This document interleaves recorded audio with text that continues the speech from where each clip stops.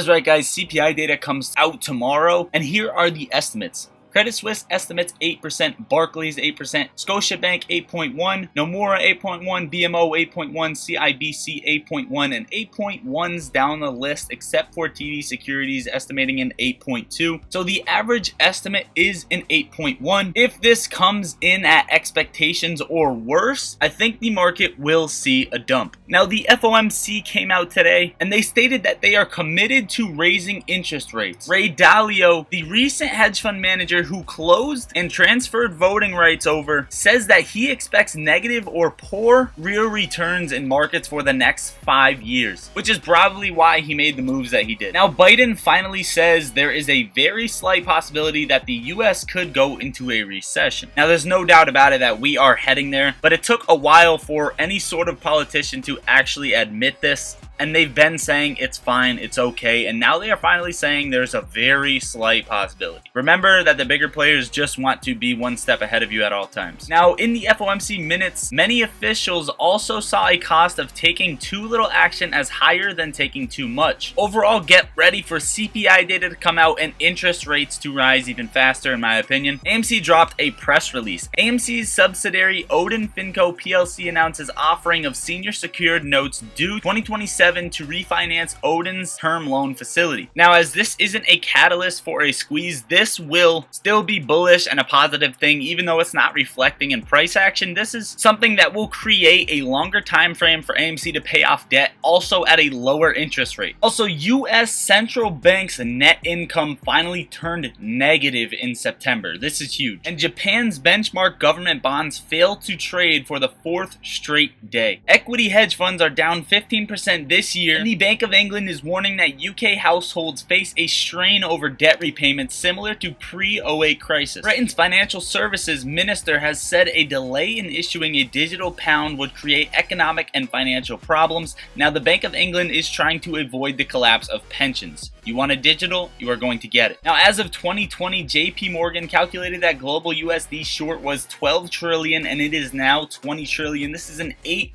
trillion difference as of 2020. I wanted to cover this tweet. Shout out to Spence, aka Froggy Stonks. Adam Aron sells ape, raises cash. Shorts now have shares to cover. Shorts and market makers push the stock down as low as possible to cover as to regain the value lost in the premium prices paid for ape share offering. October 21st has bullish call activity and put sales. Adam Aron refinanced Odin debt at a 15 to 30% discount through currency arbitrage. AMC bonds are callable November 7th, meaning CEO Adam Aron can buy them back with the cash raised from Ape. Shorts see reduced debt and new cash on hand, meaning they pay cost to borrow for another 12 months. Alright, let's touch on the chart very fast. So the 08 overlaid over the S&P 500 shows that we could see maybe a little bit of a pop depending again on CPI data and what comes out for the rest of October. That is potential, but that even still, that is before another push to the downside. In my opinion, my very strong opinion, the SPY has not bottomed out yet, so be very careful. Remember in 2021 when it was very easy to make money, and that is because most retail investors would be going long.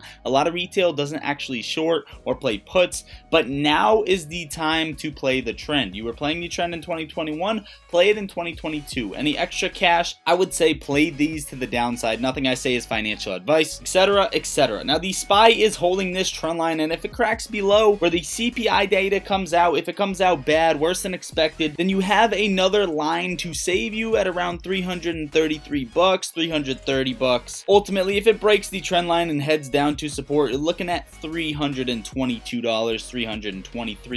Honestly, I just want the SPY to flash crash because this could trigger margin calls, liquidity issues, etc.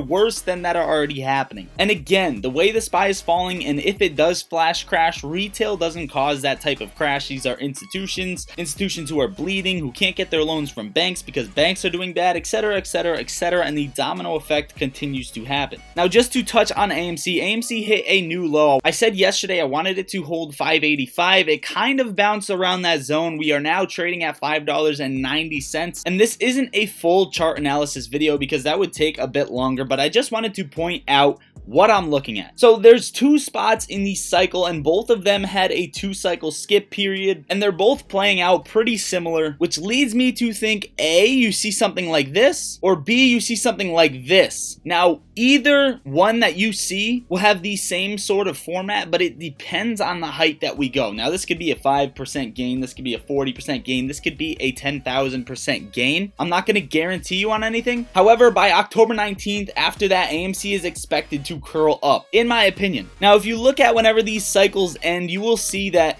this curled up, you got to move here, and then even here and here, even though they're not the most beautiful. But again, even if I were to go back, this has been happening with AMC for quite a while. What the shorts do is they let it climb a little bit, but then they drop it even further, so it's lower the next cycle period until essentially just bringing it down using price suppression. But overall, guys, hopefully you enjoyed the video. Please share it with somebody, smash the like, and drop a comment down below. What are your expectations for the market tomorrow?